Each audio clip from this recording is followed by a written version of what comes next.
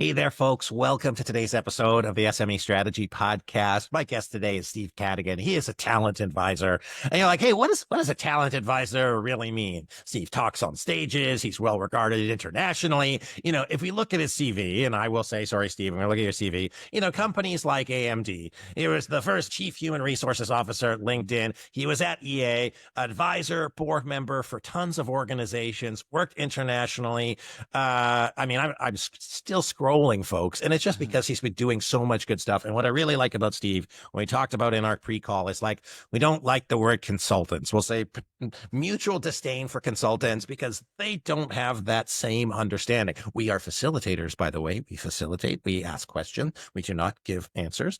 But Steve's been there, he's done that, he sees it, and he's still seeing it. And so, Steve, I'm just really grateful to have your expertise on the show to share with our audience what you are seeing in the world of talent and people, to give them practical takeaways that they can implement within their organizations and shift the way of thinking, both for talent, leadership, board competence, that kind of stuff. So, Steve, welcome to the show today.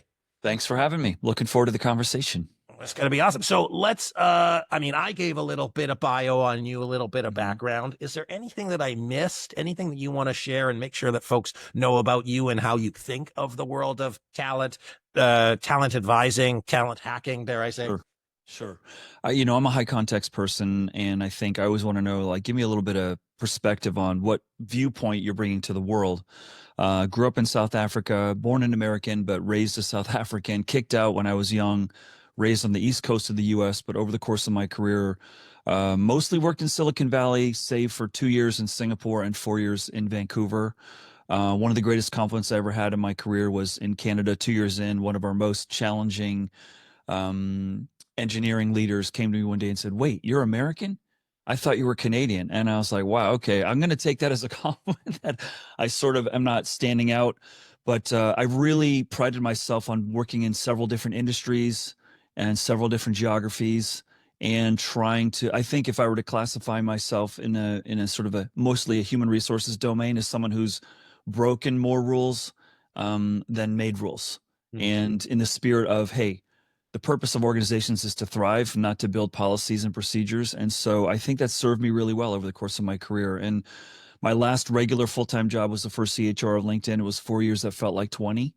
And very proud of that work, but it was extremely exhausting. In the last 12 years, I've just been helping organizations, leaders, countries, cities, build compelling talent strategies for an increasingly uncertain future work. So I love what I do, and I love talking about it. So I'm ready to dive in. Cool. Well, what I find interesting, as a practitioner, and I'll say we're, different generationally, but looking at the shifting role of HR, and from kind of what you said, like a compliance, rule setting, to really setting like talent strategies. It's a challenging market to attract talent. It's harder and more complex to develop them, to foster them, to support them. So I kind of, and also you have such a breadth of organizations that you've worked with. So I'll ask kind of first question is, What have you seen folks get wrong at the highest level? Because I assert that there's folks operationally who see it, but because of your board work, is there a gap between the operational folks in the organization and the board and like governance when they look at the idea of talent, and how, if it happens, what is the impact of that misalignment? Well, there's several threads. I'm just going to focus on one, and then if you want to go into more, we can. I think, listen, business leaders, boards, executives at all levels are facing more dimensions of things changing than any time in history. It is really hard to be a leader today. You've got the changing psychology of the workforce. You have more people changing jobs. You have more people changing careers. You have the need for new skills faster than any time in history. And then you have the sort of the growth of more new industries in the last 10 years than any 10 years in history, and no end in sight. Like, we're going to see the pressure of needing new skills faster grow. We're going to see more new industries create more new career paths, which means more new choices, more new career confusion for the workforce. And what's playing out in universities right now, more students are changing majors than any time in history. That's fascinating. It used to be about 1.5 times a student on average would change a major in the 4-year undergrad degree. Now it's over 2. And I think that's being driven by the uncertainty in the marketplace. Like, well, what's happening out there, and what should I study to best prepare me for an uncertain world? Now, with all these pressures mounting, what I see leaders getting wrong or misunderstanding, and it's just human nature. So I'm not pointing fingers. When we are under stress, we revert to what we know, which is fundamentally the architecture work was not built for this pace of change. For example, most organizations' entire reward strategy, entire architecture of career paths is built for you to stay a long time. You ask any executive today, do you think people, by the way, North America right now, the median tenure is 4 years, but for people 20 to 35, it's 2.5. Okay. You ask anyone, do you think that number is going to grow up? Do you think people are going to stay longer in the future? Uniformly, leaders, executives, board members are telling me, no, I don't. So this is where the rubber meets the road for me, and this is why I think I'm going to be busy for the foreseeable future. I said, so if you believe that your entire architecture was built for people to stay longer, how we build teams, how we reward, more RSP matching, more 401k, more vacation the longer you stay, but people aren't going to do that. What are you doing to prepare for that? What are you doing to expect shorter tenure? And that's when you get the deer in the headlights. And so we're reverting to what we know, which is this old broken architecture built for a much slower pace of change. And we're not seeing as many new attempts to build talent strategy to expect that people are going to stay 2 years. And that's a big one. I mean, boom for everybody's heads right now. If you're sitting there listening to this, hopefully you're not in a deer in the headlights, even if you're driving. Like, keep driving, keep being safe. I think it's just so fascinating to look at. I talk about the 5 different generations in the workforce, but that's barely the tip of the iceberg. You're really looking at not just the retention strategies, not just the attraction strategies, but how fast can you get somebody upskilled? How comfortable can you be in their own uncertainty? You have labor mobility within an organization. I had interviewed Christina Fusella, who was talking about ERGs, and she worked at 4 or 5 different roles within the organization because of that speed of change, adaptation. And it's just so interesting how leaders who grew up in a space are needing to support or talent in a completely different space in terms of how long they were there. So how does a leader respond? Should they think about this? And this is kind of like a guiding question, but should they think about this as, how do I develop my talent strategy? Do I think at responding? Do I have to look at my recruiting process? Do I have to look at my training process? Is the answer all of the above? Where does one start in this changing world? Yeah, this is a great question. This is what most people are starting to ask. I feel like we are finally at the full recognition. What do we do now? Which is great. All right, so let's take it take it back a step, and then I'll take it forward a step in answer to your questions. What should we do? I think we also have to appreciate that if people are not going to stay a long time, you do exactly what you said in the beginning of your sort of laying out that question. If I know you're only going to stay probably 3 years, 3 years is a win for me, in the younger demographic of my workforce. I do not have the luxury of a year to train you on how to do your job. I have to engineer your work so that your time to productivity is really quick, right? And I need to make sure that I'm sharing knowledge in my organization so that if someone goes, someone else can fill in until we figure that out, okay? So that's sort of step number 1. Step number 2, there's no school in the world that is going to service your need for new skills faster. So every business, buckle up audience, every business is going to need to become a business school.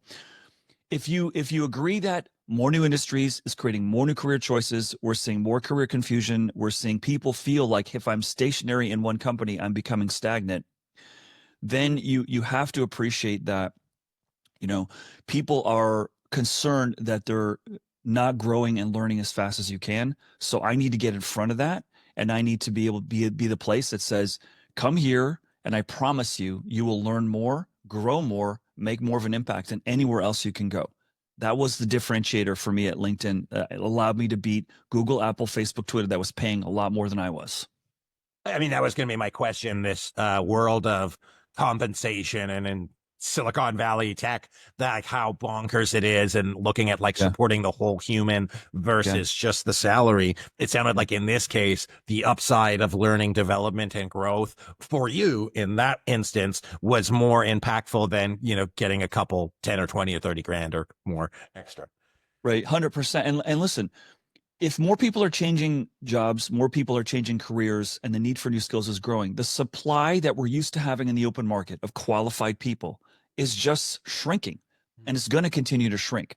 So what we're seeing in the world of recruiting is time to fill is expanding.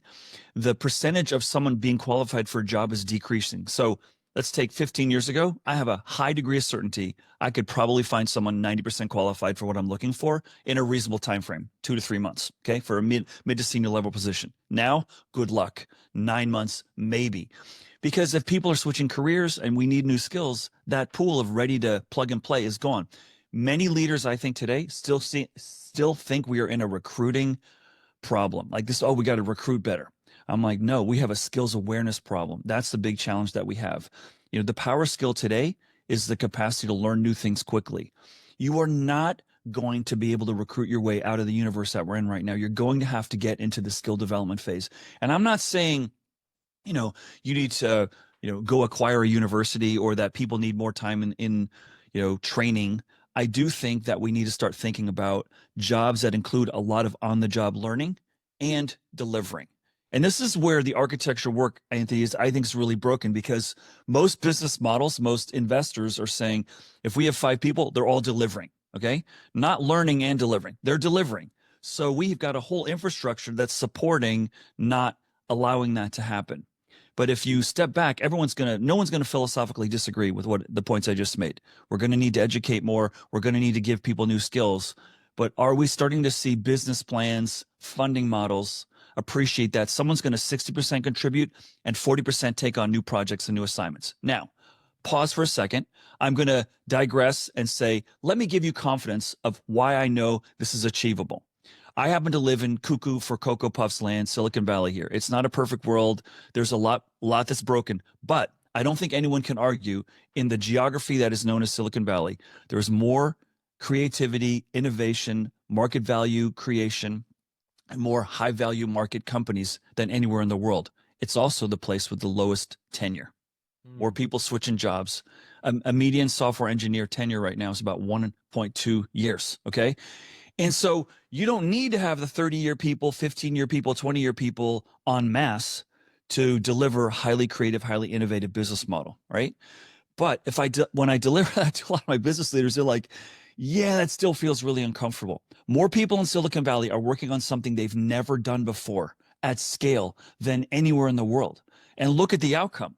So that goes against what a board of directors mandate is, which is deliver predictable, reliable, consistent outcomes. If I got a lot of people doing a lot of things they've never done before, that seems a little chaotic to me if I'm an investor, right? But the truth is, look at the results. Median tenure for Apple, for Microsoft, for Uber, for X, for Airbnb, for LinkedIn, is all under 4 years right now. Is all hovering right around 4 years. So, what do they learn? I think what they're learning is when you put someone in a role that includes a lot of new things, you're unlocking enormous energy that can mitigate and offset the lack of experience. And I think we're going to have to, borrowing from a phrase that was popular for years, we're going to have to lean in to a lot of discomfort here, and look to, that's the hard part, Anthony, for this whole moment in the world of work. We don't have a lot of benchmarks for this time, right? Where everything's changing. Let's go talk to someone when the world went upside down and my employees want to work in their pajamas. Like, let's go talk to them. How do they deal with that? And so we're going to have to all experiment more, and we're going to have to learn how to be the benchmark. And it's really uncomfortable if you built a culture of non-experimentation, right? As if you didn't need to make it worse. Okay, well, and there's so much there. So first of all, thank you. Yeah. To try to synthesize is, not only are we still kind of recovering from this like world of remote, not remote. Okay, then you have the talent availability and the growing gap of like high skill work, low skill work, and that like medium nebulous place, because you're either doing something fairly repetitive, or you're doing Yeah. something brand new. And in both of those cases, it's hard enough to get somebody in there. We have systems, structures, architectures, contexts, ways of thinking that don't support, by and large, this shortening tenure. And so that your window of being able to, and I hate this word, but I'm going to use it, extract value from your employee is getting smaller.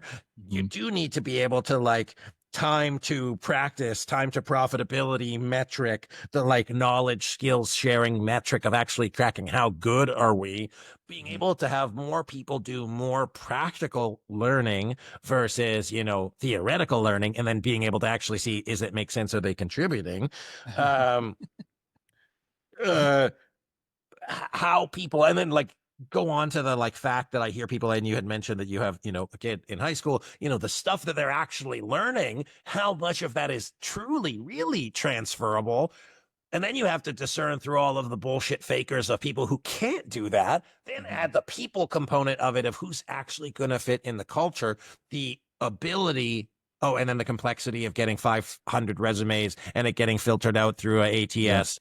And then losing the good people. So you need to get really, really good at hiring, really, really good at training, really, really good at getting people to deliver swiftly, quickly, and also recognize that the desirability for them to work there, arguably all the other systems are set up because they're financially incentivized to quit and make a 10, 20% bump because their ability to move up in the organization is limited. Do I have most of that?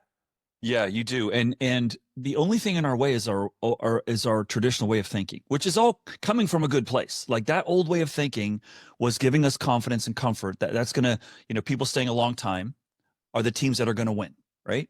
And now if you ask him, is that going to happen? We're not going to realize it. So let's just take artificial intelligence, which we haven't called out. Can I ask you a question before we talk about sure. it? Because that'll blow my mind. Okay. Talking about organizational transformation. And call it 5 years ago, people were talking about culture transformation. 10 years ago, culture transformation. All they were trying to do was non-supportive culture to positive culture. Now you have all of these organizations that are trying to drive forward their strategic plans, their company visions, their growth plans.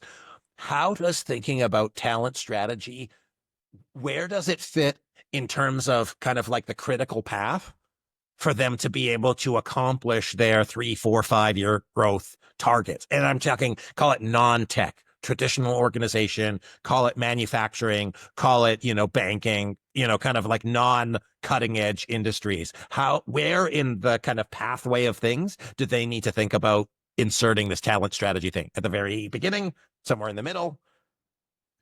I think it's reimagining what the purpose of talent is to, why do we have people here? And that is to create value, right? That's why we want people to create value. This is why one of the things that's driven me crazy my entire career is if people are building the value in an organization, why is it the last thing we talk about? We talk about, market share, we talk about, sales strategy, we talk about product plans, engineering plans. And the last thing we talk about is the succession planning. The last thing on the budget line item is the HR system that nobody likes. I love my HR system, said nobody ever. And so, and then we just wonder, why is that? So I think if this is really important to navigate through creating value in a unique, uncertain, unpredictable universe, I think the first place, and this is going to sound very trite and very overly simplified, I think you got to make this a priority. This should be the first thing that you talk about in every freaking meeting because it's how you're going to create value, And we got to stop using the broken models of turnover as a metric of organizational health or employee engagement as a metric of, organizational health. I don't believe those are useful today. I sit on a few boards when the HR leader says, "Hey, our turnover's down to 6%." I go, "So what does that even mean?" What are you tracking then? What are your organizational KPIs for talent? Yeah, so that's a great question. I think some of the KPIs are how are we moving talent into growth opportunities? Are we moving people around and are they moving? Number one. Number two, is the index of trust high or low? And which way is it trending? I think an organization where the trust is high you're going to be able to weather a lot of the uncertainties. Okay. And do you have a trust strategy? Like, that's not something a lot of people talk about. Like, I want my employees to trust me, but do you have a trust strategy, for example, that usually going to emanate from more transparency and communication, more frequent communication, employee surveys, are leaders getting out in front and talking to people and building the relationship muscle that's necessary, and here's another one. Are the people that leave us elevating their careers when they go elsewhere? We usually default to the Tony Soprano school of HR, which is you quit, you're dead to me. I think it's a broken model. If you know more and more people are leaving, okay, why don't you elevate your thinking and care about someone for their whole career so that when they leave, they're an angel in your universe, bringing you deals, referring talent to you, right? I would say, why are you having a referral program that just includes your employee? Why doesn't your referral program also reward alumni? And what are you doing to actively mine those people to return? I deal with a lot of healthcare systems that are experiencing enormous nursing turnover right now. It's really tragic. And this is a very, very scary path for a lot of healthcare systems around the world, but particularly in the United States right now. And when I go to the hospital systems and say, well, why are the nurses leaving? They say, oh, because they've learned they can go work in the next town over and make 4 times as much as they're making here because that system is really desperate. And then we go turn around and go borrow from the next town and we pay them. I said, so my question was, so why don't you get in the travel nurse business yourself? Why does someone have to leave you to make more money in the next town over? Why don't you become a temporary agency for nursing staff? And they just look at me like, no way. Like, how would you even think like that? I'm like, because you're making it, your model, your old way of thinking is preventing you from being able to think more thoughtfully around that. But to answer your question in a more macro way, I don't have all the answers to this is how you should do it, but I think we're going to need to have some more experiments around this. And, I'd love to sit here and say, here's all, 20 companies that are doing some really interesting things with reimagining their talent strategies, and we're just not seeing it. I can refer folks to, let's take a look at professional, professional, sort of like that. That was a slip. College sports in the United States right now. In basketball and baseball, the best players will only stay 1 year and then they will go professional. You just know they will. So you used to have a coach say, I got 4 years to build a world-class team. Now I've got 6 months to build a world-class team, probably 3 because the season starts after 3 months. And then the season's over after 6 or 9 months. And then my best people, I know we're going. So what do I need to do differently? I need a simpler offense and I need a simpler defense.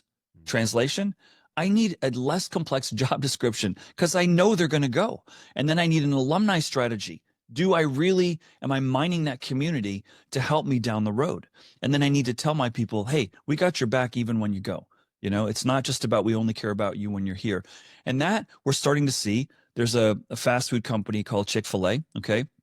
It's been going like gangbusters throughout the States, particularly in the South.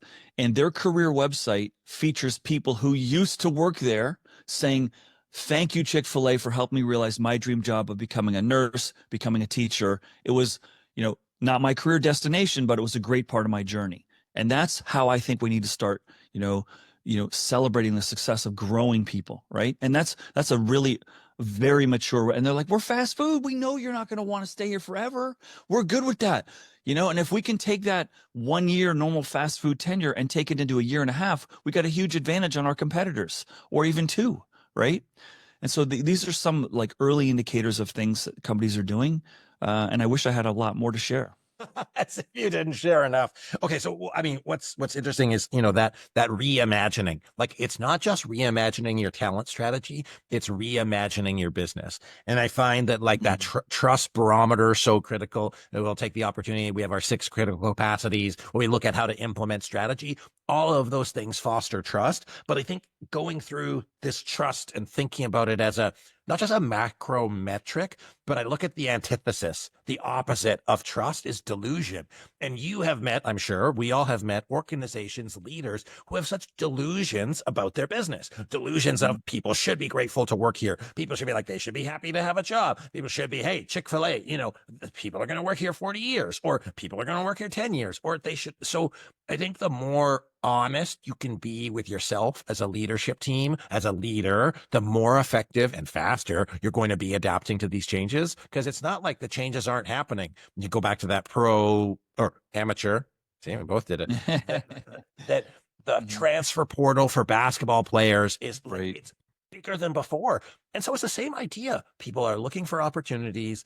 It is a buyer's market. No, what's the other one? Like a talent market. They have Right. the opportunities, but it's not like as an employer, you're not delivering something. So I think Yeah. being able to manage all of those themes, recognize what they are. And then I had a aha of people are going to leave. What happens if they go to another organization and then come back? Like that's great for you because then Yeah. you have the right person, the right culture. Okay. You've heard the whole conversation between the CFO and the CEO, because so this is the big pushback that most CEOs get. So let's just open the conversation right here. Perfect. And then we might have to land the plane and then call it Yeah. maybe for another So time. if I'm a CEO, okay, Steve, you're telling me people are going to leave, and you're telling me I need to educate them. Why would I do that? I'm just going to arm my competitor. Why would I do that? And the CFO comes into the CEO and says, "Hey, look at all the costs we're doing for all this training, and the turnover's up. Like, what are we doing?" And the CEO says, "Well, what happens if we don't train them and they stay?" Like, you want this to be the best possible journey that people have, and I believe talent today, generally speaking, okay, in a big generalization, talent is loyal, more loyal than ever, but they're loyal to learning, not to a company, and necessarily. And here's the other awkward dynamic: talent can see more of what's available out there elsewhere, more green grass, with more context of how they're paying over there, what the turnover is, what the executives' selling habits are in that company, who the recent hires are, what what their comp strategy, their culture, their leadership style is. We can see more data to confuse and or inform us about other opportunities. And hence we know more about what we don't have compared to what other people have than any time in history. I have a friend of mine who was going through, unfortunately, a divorce recently. And one of the things the spouse said to him was, "Look at all those happy couples on Facebook. How come we're not so happy?" And poor guy's like, "Oh no." That is a one way of looking at, the world of Facebook. But I think that's really, we haven't reconciled that we've got an employee universe now that has more insight of other opportunities than any time in history. And we used to have a captive, global population of employees. And sorry, I mean, am I excited to, share that with leaders? No, I'm not. Am I excited to tell you people probably aren't going to say, no, I'm not. But I think it's time that we start seeing what can we do to expect that people aren't going to stay, right? And that's such an interesting, reality. I think the whole theme of today, and Steve, I so appreciate it, is grappling with the new people reality. What are they expecting? How do we adapt? And how do we reimagine our businesses? Not to be successful for ourselves, but to be successful as an employer, because either do it or not. You don't really have a choice. Steve, thank you so much. This has been crazy fun and eye-opening and maybe alarming for some. And I think that's a good thing. Better sound the alarm now than 3 years from now when you're really on the back foot. Where can people connect with you? Where can they engage with you more? Where can they, dare I say, invite you to come speak? If I know how you feel about conferences. Where can they connect with you and learn more about your work? Yeah, I love helping organizations. I've helped a lot of leadership teams try to, reimagine their talent strategy. But you can find me on LinkedIn. You can email me at steve at cadiganventures.com. I've got a website, stevecadigan.com. I also have a TikTok. I think, a lot of stories and humorous stories there about the, true stories from the world of work. So those are the best places. And my book, Workwake, you can find on any place books are sold. Yeah. Excellent. I love that. Folks, first of all, Steve, thank you for being on the show today.